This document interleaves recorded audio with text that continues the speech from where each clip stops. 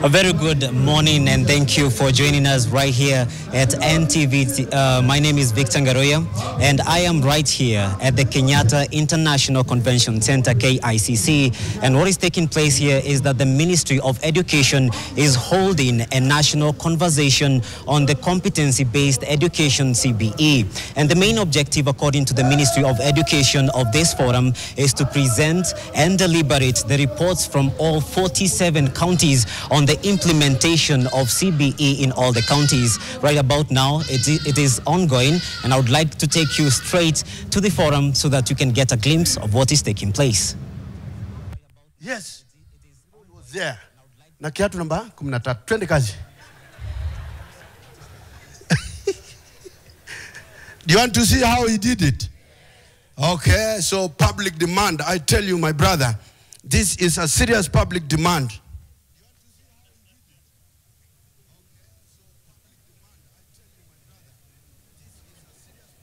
Amekwama kidogo kwa kazi. Okay, so he's here. He's now at the Parliament building outside. So 3 minutes record best. Let's go. Track 2 straight. Hey, hey, and he's there. Kwani kuna nini? Sitwende bana. Harakisha ama nini? CDF. Kuna shida? Alafu sungarakisha tu. Hii vitu nimaliza haraka. Siweke hiyo. Yeah. That's it. Na wewe sikuje jioni tuonane. Bado unapiga Glen. Wewe. Na wewe jamani ni vipi bana?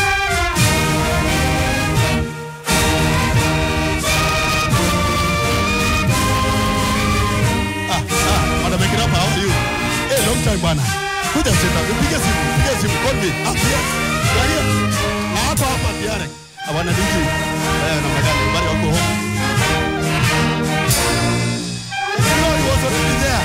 Amekuja amemalizia. Namna gani? Okay.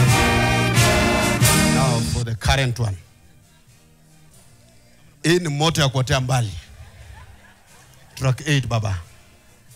So hii yake mkono hii haisongi, hii peke yake ndio naye. Kama umeangalia vizuri. Alafu yake hana haraka. Are you ready? Twende kazi.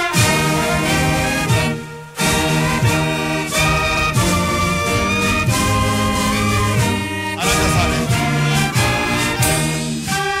Let's give a round of applause to the current president. Asante sana. Thank you very much. Now, ladies and gentlemen, I think that was a transition. So the value and the virtue of marching is the same. It's just the same curriculum. But now what has changed is the condition of exercise. Ladies and gentlemen, let's give a round of applause. Tupige makofi pole pole. Tukifurai. Now, after tea break, I know you are more energized. We want to get into a serious business again here.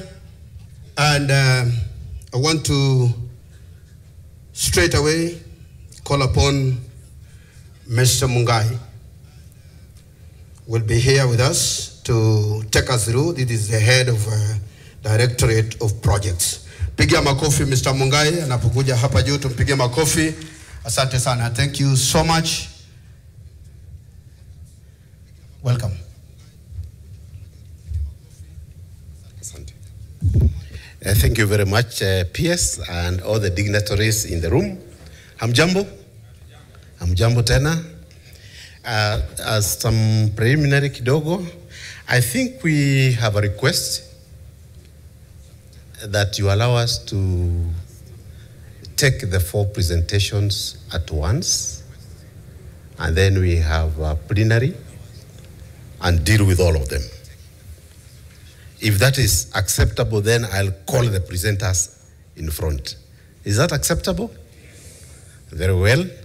And therefore, I am delighted to invite Dr. William Sugut, who is the head of the Directorate of Secondary Education here, and Professor Charles Ongondo, CEO KICD, and Dr. Nancy Masharia, but now represented by Peter Kega, Teacher Service Commission. And then we have Dr. David Jengere, our CEO, NEC. And the first to go will be Dr. Sugut, and Dr. Sugut is not new to us.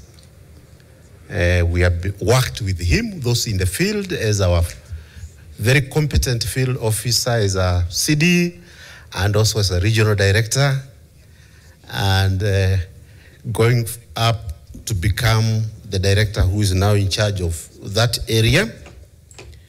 And I know as participants here, we are asking ourselves very hard questions. And we did have discussions with you when we came to the dialogues at the county level, and the issues of pathways. There were still people with gaps. He will clear that. There was a question of categorization of schools, and I know one of the delegates here raised an issue. Dr. Sugut will be also able to cover that. And what the parents are asking on a daily basis, the selection and placement of learners. How will it be done? He's going to be able to pronounce that. And because we have all the key, today I learned we don't call them stakeholders now. They are still stakeholders anyway. What are our roles? What are our responsibilities when it comes to selection and placement? So I will request Dr. Sugut to be quite brief, but make sure he doesn't miss a point. And then keep your questions until after we have had the fourth presentation, and we can deal with all of them at the same time. Thank you very much. Dr. Sugut.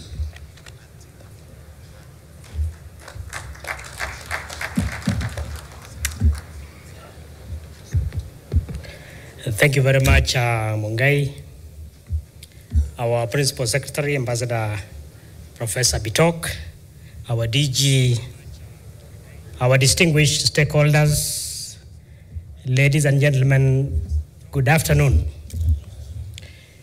Allow me to quickly, because of time, and I know the timer will be on any time, that now address the question of guidelines for selection and placement of learners to senior school. As we are all aware, we have been able to carry out the county dialogues in 47 counties. We've also had the privilege of meeting the heads of junior schools in all the 8 regions. And we've had the opportunity to be able to present this to the principals in the various counties. And given that our first cohort of the competency-based education learners are now in grade 9, we therefore need to firm up their transition to senior school. And therefore, that's what I will concentrate on this particular afternoon. The outline of this presentation will be a brief one. We will have a small introduction. I will look at the overview of the pathways at senior school, and then categorization of senior schools, selection and placement to grade 10, admission and replacement process, look at the automated system, and conclude with the roles and responsibilities of key stakeholders. And therefore, in a manner like jet-like speed, allow me then to be able to move directly to that, the next slide. We are all aware that the competency-based curriculum was rolled in 2017, and that the education reforms are founded on the national and international legal and policy frameworks. We are alive to the fact that we have a constitution. We also have the Basic Education Act 2013, which Professor Odore told us that is being amended, of course. We have the Children's Act of 2022, And as a country, we subscribe to Kenya Vision 2030 and the sessional paper number 1 of 2019, not to mention the Basic Education Curriculum Framework 2017, and that even as a sector, we already have in place the National Education Sector Strategic Plan running from 2023 to 2027. And we are also alive to the fact that learners are able differently.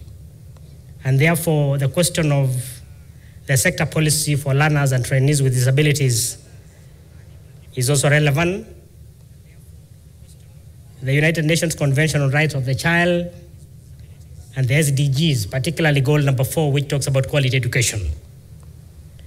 And because we'll be handling massive data, we are also alive to the question of the Data Protection Act of 2019. In terms of pathways, which I know Professor Ngondo will still touch on, as children transit to senior school, we are aware that in junior school they are pursuing 9 learning areas. And when they get to senior school, the pathways will be 3. The pathways are arts and sports science, which will branch into arts and sports science. The second pathway is social sciences, which will get into the track of languages and literature, humanities and business studies. And then STEM pathway, which will entail pure sciences, applied sciences, and technical studies. The children who get to senior school will be able to pursue 7 learning areas or subjects, 4 of them being core. And of course, we will firm up these following the pronouncement by our Cabinet Secretary. That is the question of English, Kiswahili, community service project, and physical education. And then the 3 will come from the area of specialization. Now, in terms of categorization of schools, schools are categorized according to pathways, so that therefore we have triple pathway schools and double pathway schools. The combinations will be a school can offer STEM, social sciences, and arts and sports, or can offer STEM. STEM will be mandatory for all schools because we want to firm up TVET because that is where the country is moving to and that's where the world is moving to. Or you can combine STEM and social sciences. Then therefore, in terms of accommodation, you will have schools that are day senior schools, those that are hybrid in the sense that we will have those that are both day and boarding. And of course, you will have girls or have boys. And we are cognizant of the fact that there are special needs schools, which also need to be taken care of. The selection itself will be determined in terms of pathways, and you are aware of the kind of work that our quality assurance team has done, particularly to establish the capacities in the institutions with regard to what it is that they can offer, given the infrastructure and the capacity in terms of numbers. And the selection of pathways, subject combinations, and schools by grade 9 learners will go on. Now, in terms of selection on pathway, the learners will select 12 schools for their chosen pathway as follows. They will select 4 schools in first choice track and subject combination, 4 for the second, and 4 for the third. I will explain that in detail in a little while. Now, in terms of accommodation, out of the 12 schools, we expect that 9 will be schools which are boarding, and 3 of the 9 will come from the home county of that particular learner, and 6 from outside the county to take care of counties that do not have adequate number of schools in that respect. And therefore, they will also go ahead and select 3 day schools in their home sub-county of residence. Of course, we are aware there are schools that will do pre-selection, for example, Stare and the others, and therefore they will start and then the rest of the schools will be able to follow. For placement purposes, This will be based on the learner's choice in terms of pathways, tracks, and subject combinations. And in terms of merit, the learner's academic performance in grade 9, which will be cumulative, having undertaken grade 6 assessment, grade 7 and 8, and then grade 9, both formative and summative will count in that case. Equity in terms of balancing, the regional balancing will also be taken care of, and school capacity will be very, very important, at least to ensure that the space that is available is made use of in the respective schools. In that case then, to take care of equity, we will consider 6 learners per gender in each STEM track per sub-county who will be placed in boarding schools of their choice. That therefore means 6 times 2 times 3, that gives us 36. I think that is now where basic maths comes in. And so if there are 36, that is 36 children per sub-county times 398, but of course including the refugee as another sub-county, you can easily get the mathematics. Then the top 3 learners again per gender in each social science track, because there are 2, to be able to take care of that, and likewise to arts and sports.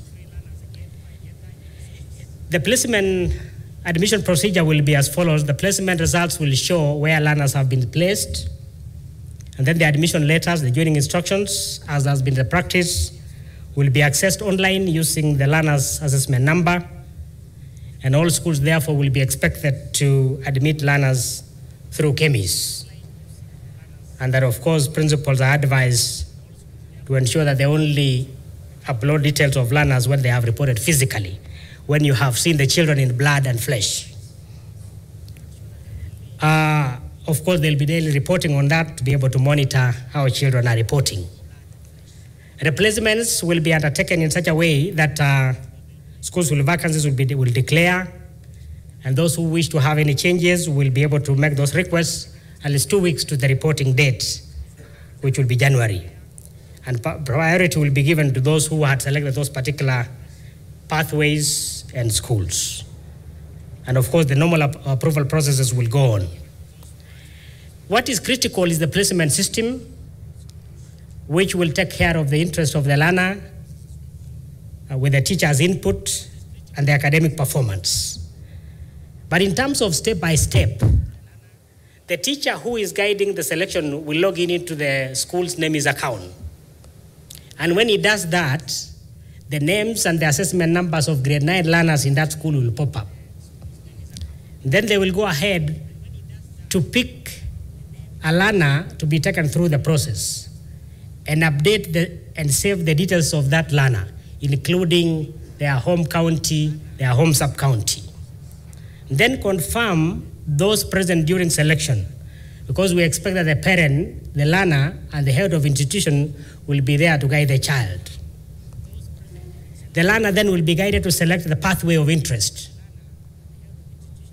And then subsequently after that, select the track of interest in that same pathway.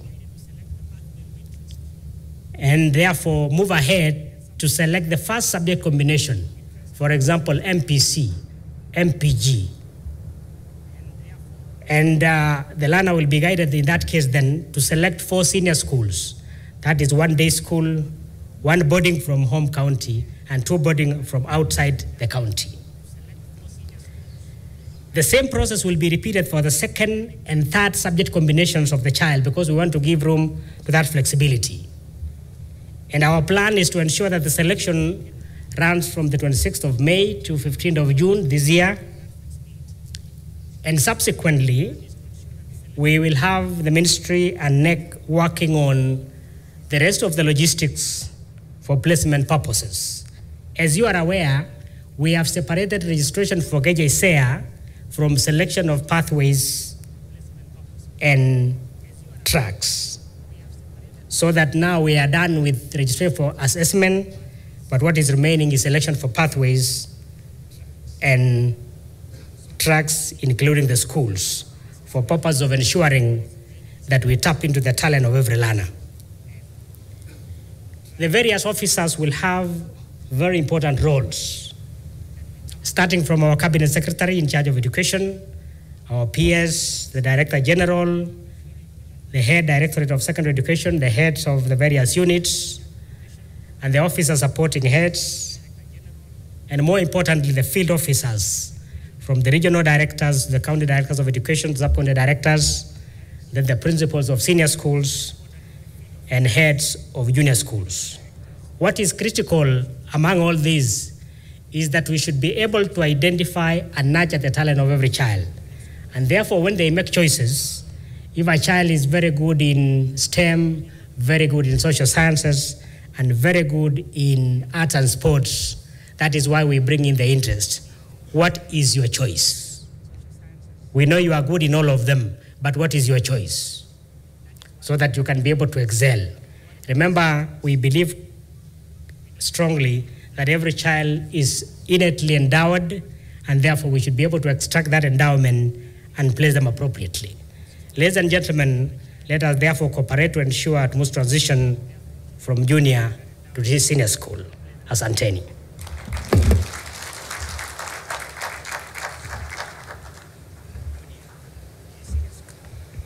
Indeed, that was jet speed. Let's clap for him. He even saved a minute.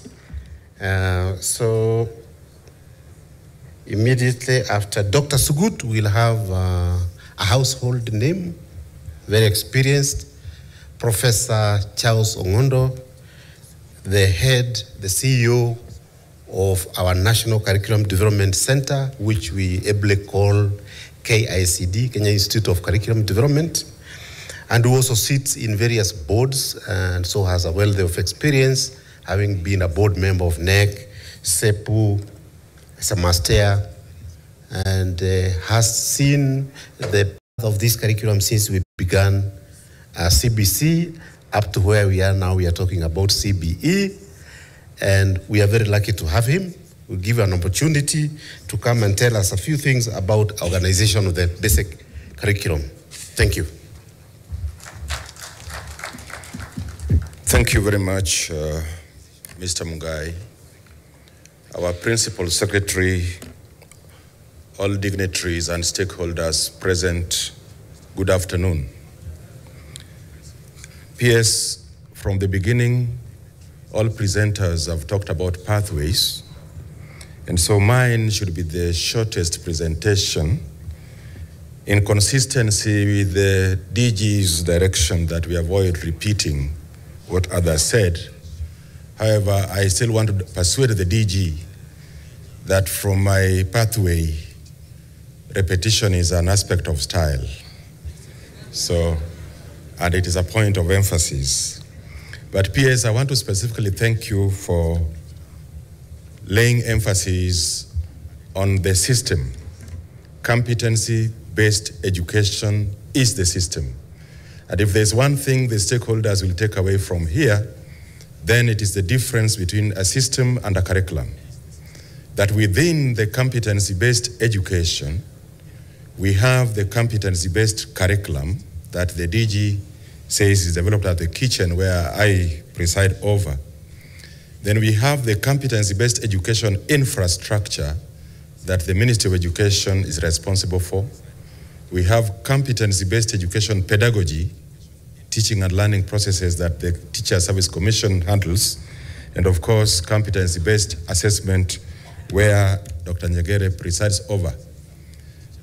PS, what that does for us is that as KICD, it takes a lot of assumed responsibility away from us, because previously we have taken credit or blame for all those other aspects of competency-based education, where we deal with only one aspect. Two things I want to also mention before I repeat the pathways very, very briefly. One is that the essence of competence-based education generally, competence-based curriculum in particular, which underpins senior school being the last level of basic education, is underpinned by 5 principles. This is important because then it will underscore why we are talking about senior school. that a curriculum must emphasize the interests of the learner. And those interests are pegged on demonstrated potentials through the earlier levels of education. Hence, the pathways that we have to take care of the fact that a learner will be wired a little differently in terms of the preferred science. And I'm mentioning that science deliberately, PS, because research says we have 4 sciences based on the origin of the word science, which equates its meaning to education. That yes, we have the natural or physical sciences, which will be in STEM. We have the social sciences, where we are talking about different pathways. We also have applied sciences, which in this categorization are put within the STEM, but we also have creative sciences. So research has proven that all learners ultimately are wired differently in those directions. Hence, the need to make sure that at some point in basic education, we give them an opportunity to specialize in a preferred science. The other point I want to make, PS, is that let us look at senior school in the context of what has gone on before. That we had a pre-primary school level where the focus was on interactive competencies. The learners have stayed with us at home. This is their first point of interaction with the rest of the world, and it is important that those interactive competencies are sharpened. After those 2 years, and at that pre-primary school, we are talking about age 4 to age 6. After those 2 years, then we have 6 years of emphasis on socialization, focus on socialization from grade 1 to grade 6. Socialization into the education system, socialization into the wider society. Then we had junior school, where we are transiting learners from. And the focus of junior school is interactive, is discovery, exploration. So that defines why this is the level where we have the widest range of learning areas. Learners have been given an opportunity to have a taste of almost all the learning areas before they can focus. Now, that progression in terms of focus, PS, is well informed through research and academic theory, particularly the works of Jean Piaget, because we are talking about a child from age 6 to from age 4 to age 6 at pre-primary, age 6 to age 12, then age 12 to age 15. Focusing a little more on the age 12 to 15 at junior school, that's a learner that I think, as DG indicated, is at a teenager, going through adolescence, and by way of their cognitive development is wired to think more of the discovery. So now, that slide is extremely exciting to us at KSCD, and I believe the entire sector, because now we can look at it and say, pre-primary school, done. The learners have graduated. Primary school, done. Upper primary, well handled, and learners have had a series of KPSEA exams. Today, PS, we can proudly, as a country, talk about joining the League of Nations, where CBE is the default curriculum, as you did indicate, and that 2025, we are talking about graduating our learners to senior school. That is a milestone because it has not been an easy journey getting our learners there in terms of the curriculum designs, in terms of the curriculum support materials. And let me take this opportunity to assure the country that even as we talk about joining senior school, grade 10 curriculum designs are ready and already existing in our website at the KICD. You can visit them and socialize. Grade 10 curriculum designs are also on the website as drafts because we still want stakeholder input. And before the end of next term, we shall be uploading grade 12 curriculum designs as well. Now, coming to the tracks, on that slide, there are just two things I need to emphasize. That at the end of the day, when learners leave senior school, we are looking at seeing a person who is empowered, who is engaged and ethical. In very, very basic word spheres, we are looking for a learner who is able to apply the knowledge into some tangible human experience, a learner who is able to do.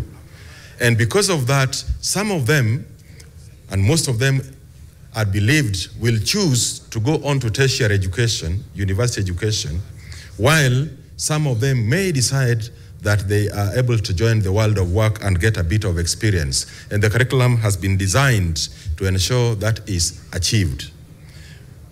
Next slide, please. The matter of core subjects has been handled by previous speakers. What is the essence of core curriculum subjects in a country? That there are skills that are considered generic, there are competencies considered generic that every other learner, regardless of the pathways they will have preferred, should be exposed to.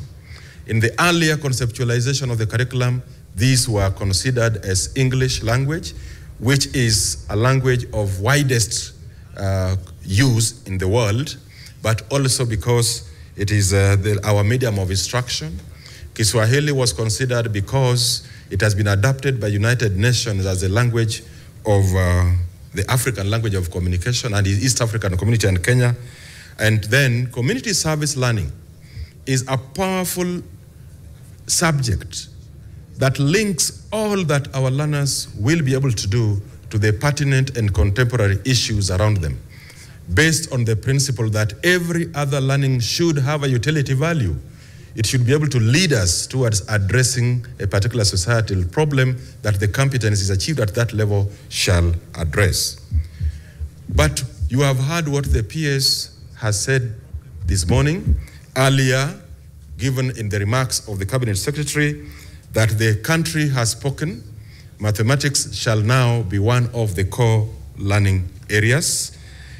Our duty shall be to take it through the relevant processes, and I want to assure that by the time we get to 2026, we shall have a mathematics suitable for learners in STEM, and mathematics suitable for learners in the other pathways, complete with curriculum support materials. So that will take care of the core learning areas. So then, repeating what has been said severally, just maybe a few seconds on each. In the arts and sports pathway, we have two tracks. We have sports and recreation, and then we have physical education. In the creative sciences pathway, what we call creative arts, then we have music, theater and film, and we have fine arts. Then we move to the social science pathway. That is where, by statistics, most of us in this room probably belong. And we have languages and literature, where I belong because I put food on my table by talking about English language and literature in English. And then we have humanities and business studies. The subjects are listed there. I don't have to go through them again. But while there, because I know this is being covered, may I, PS, with your permission, encourage the country that we have some foreign languages there, Arabic, Chinese, Mandarin, and we have French and German. This is one of those areas where we still have quite a lot of space in the job market.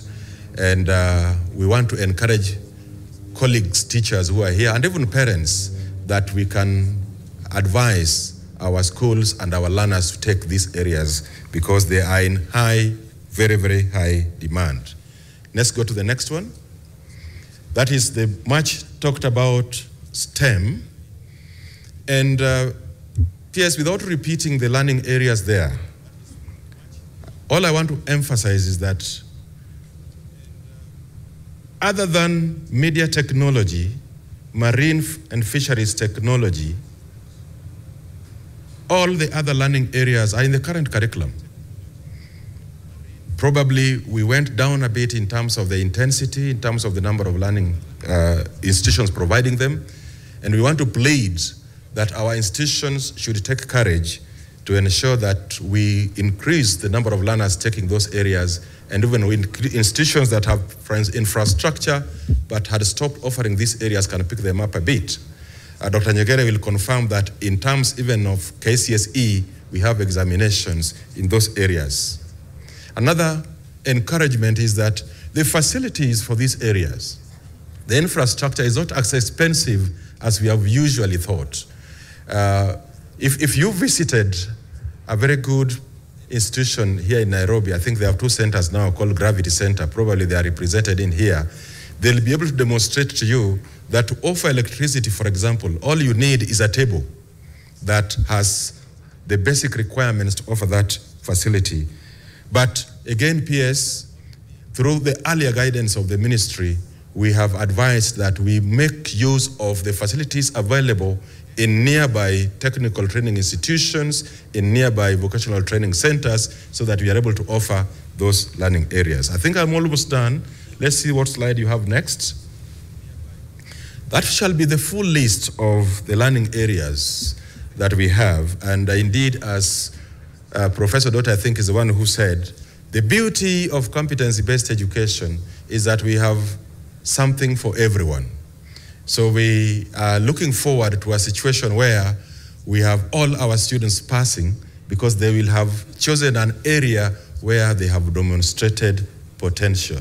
We shall be having, up to that point, up to about 38 different learning areas organized in the other pathways as we have shown. What is on the next slide? Yes, the earlier conceptualization was the distribution of learning areas in terms of lessons, subjects in terms of lessons. That is going to change because mathematics is going to come on board as a core learning area with a number of lessons. So because we still have to be taken care of within the 40 lessons we have within 1 week, that is going to change, and the next few weeks the country shall be advised accordingly. The last slide. Oh, not this last one, that's the second last one. Yes, we are at grade 9 of junior school in the year 2025. I think the point to emphasize here, especially to my colleague and friend Professor Ondigi, is that yes, the people are coming to you in the year 2029, and the universities should not be asking us questions that they should answer. How to prepare their teachers. The curriculum designs are ready for up to junior school, up to senior school. Please take time to study them and let us work together towards making sure we have teachers for those areas. And very, very finally, as has been emphasized by my leaders, the curriculum is never fixed on stone. It changes according to the aspirations of our country, and that's why this conversation is still very timely. For us, we are very receptive, as the DG emphasized.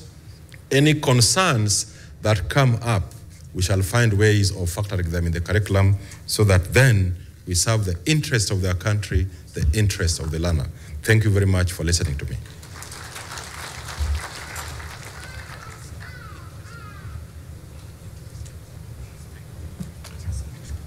I think we can take an energizer. Why don't we stand up? Maybe PS will not stand up, but no, he has stood up.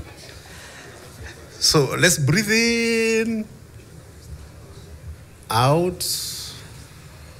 Is it enough or you want to take another one? Breathe in, out. You still want to take another one? The last one now. Breathe in, then out. Let's clap for Professor again.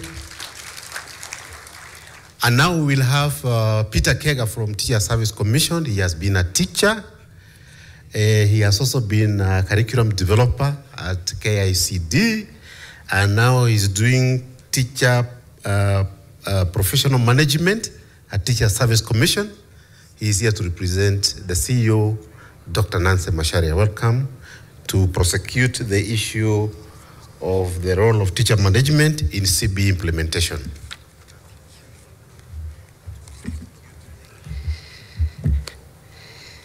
The Principal Secretary, Basic Education, Ambassador Professor Julius Bitok, the DG, Dr. Alia Abdi, esteemed guests, ladies and gentlemen, good afternoon. Allow me first to deliver the apologies from the Commission Secretary, Dr. Nancy Jerry Macharia, who was appearing before the Parliamentary Committee on Education, and therefore she could not be around this time. However, she is well represented by quite a number of colleagues. Kindly, whoever is there, if you are from TSC, kindly stand up so that we can show that the Commission is well represented. Thank you, have a seat. Mine is to just deliver what have been said to be delivered, but also to say that our business PS is very simple. We manage teachers. We employ and manage them. And without doing that, automatically, we cannot realize the curriculum as it is envisioned.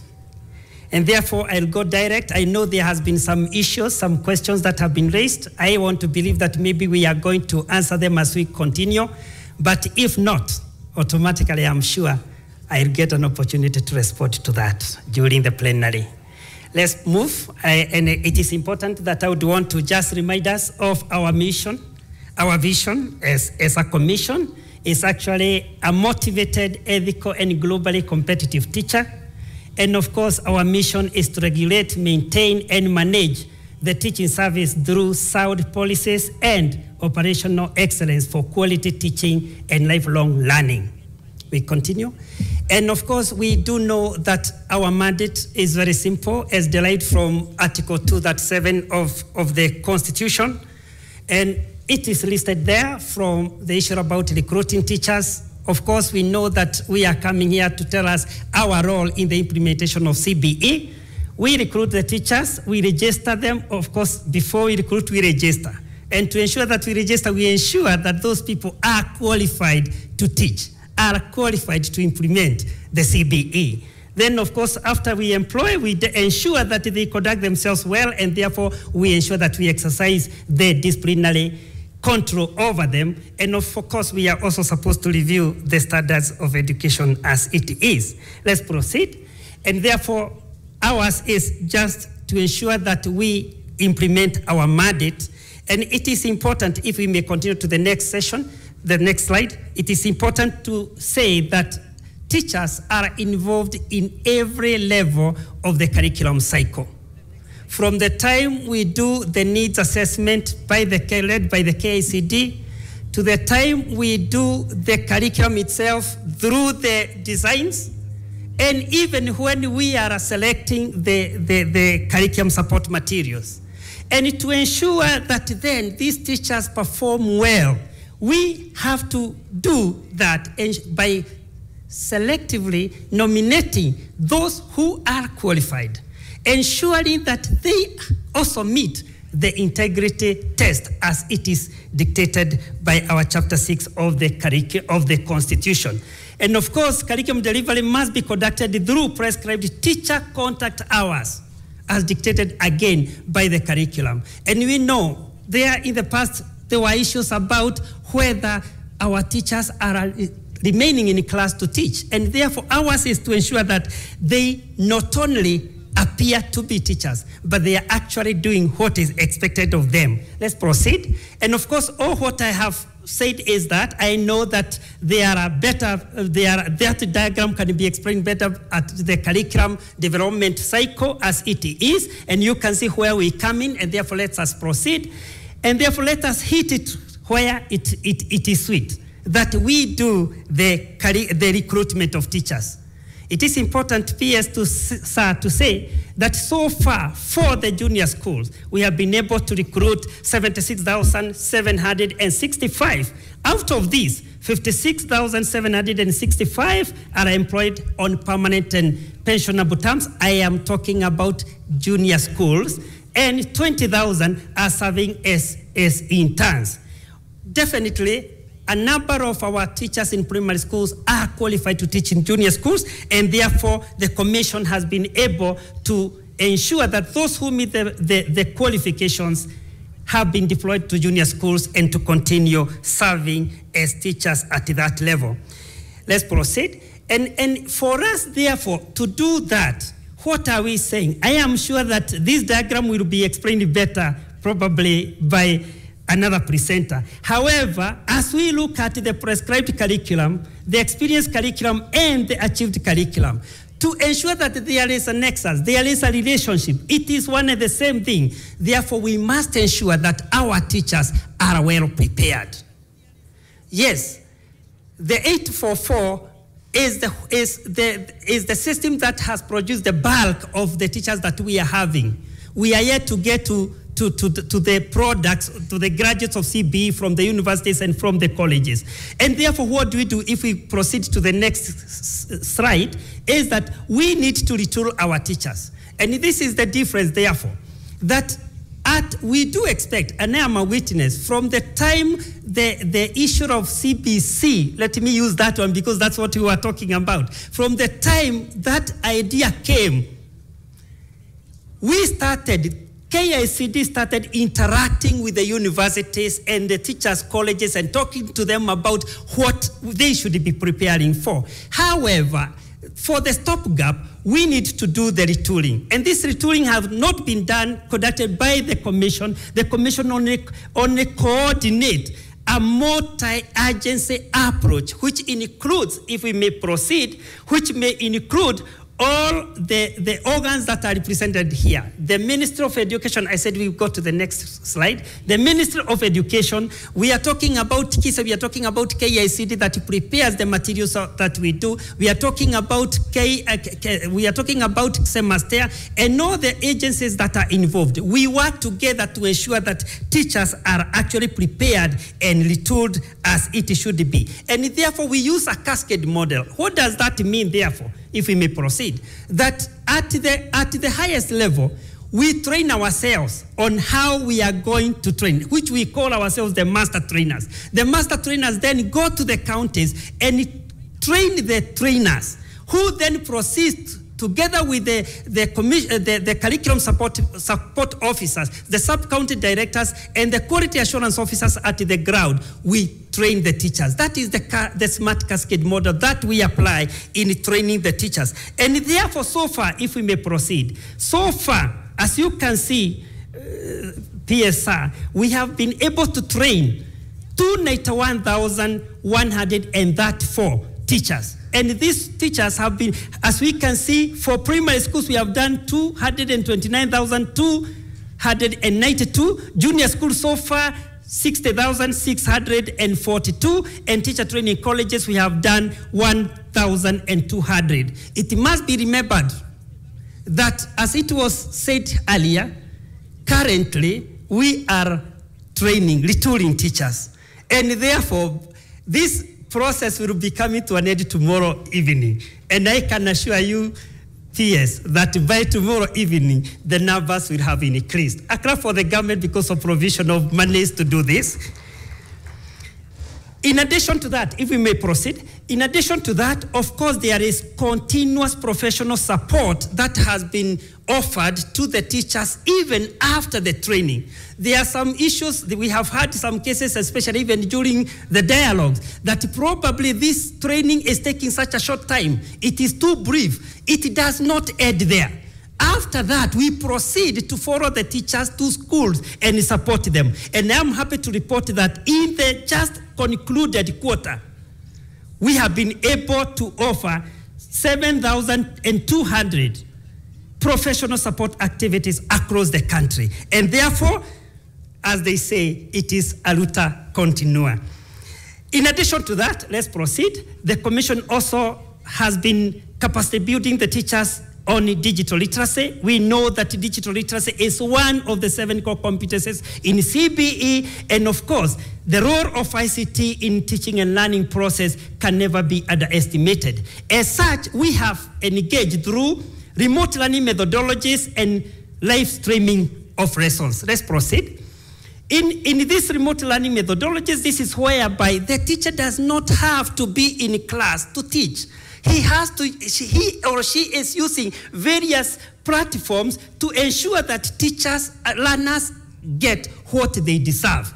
You remember this idea of remote learning came when we had COVID and everybody was staying at home and the parents started saying, hey, how do we manage these learners? This is where we decided that it is important to engage this, and beyond that we have gone to audiovisual modes, learning management systems including Google Classroom, Microsoft Teams and Lab Exchange, and of course in so doing, we have ensured that the learner has been given the opportunity to interact more and more. To interact more and more with the curriculum. Let's proceed.